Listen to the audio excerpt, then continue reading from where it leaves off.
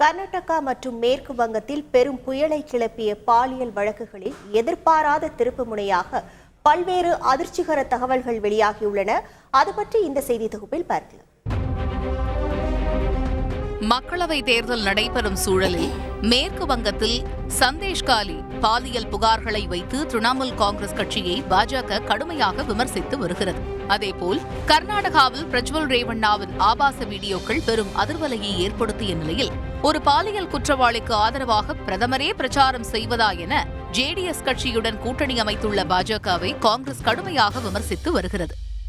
இப்படி பாலியல் புகார் வழக்குகள் தேர்தல் களத்தில் மிகப்பெரிய பிரச்சார துருப்புகளாக பயன்படுத்தப்பட்டு வருகின்றன.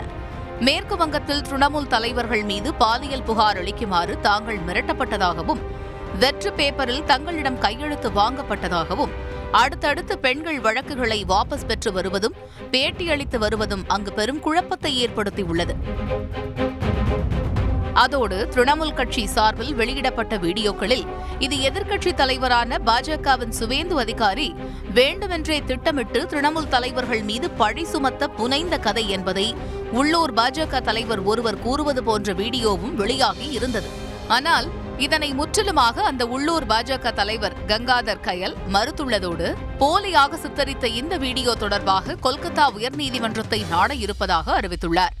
அதோடு போலி பாலியல் புகார் அளிக்க வலியுறுத்தியதாக பெண் ஒருவர் பேசிய வீடியோவும் வெளியாகி இருந்த நிலையில், அந்த பெண் தாம் மமதா பானர்ஜியின் அரசியல் வாரிசாக பார்க்கப்படும் அபிஷேக் பானர்ஜியின் ஆதரவாளர்களால் வழக்கை வாபஸ் பெற மிரட்டப்பட்டதாக கூறும் வீடியோவும் தற்பொழுது வெளியாகியுள்ளது.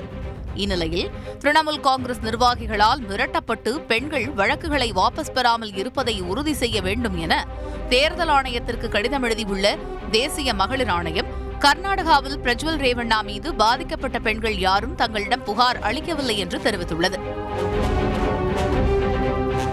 இன்னொருபுறம் கர்நாடகாவில் பிரஜ்வல் ரேவண்ணா மீது பாலியல் புகார் அளிக்குமாறு போலீஸ் வேடமிட்டு வந்த 3 நபர்களால் தாம் மிரட்டப்பட்டதாக பெண் ஒருவர் தேசிய மகளிர் ஆணையத்திடம் புகார் அளித்ததை அடுத்து வழக்கை சிபிஐக்கு மாற்றக் கோரி ஜேடிஎஸ் வலியுறுத்தி வருகிறது.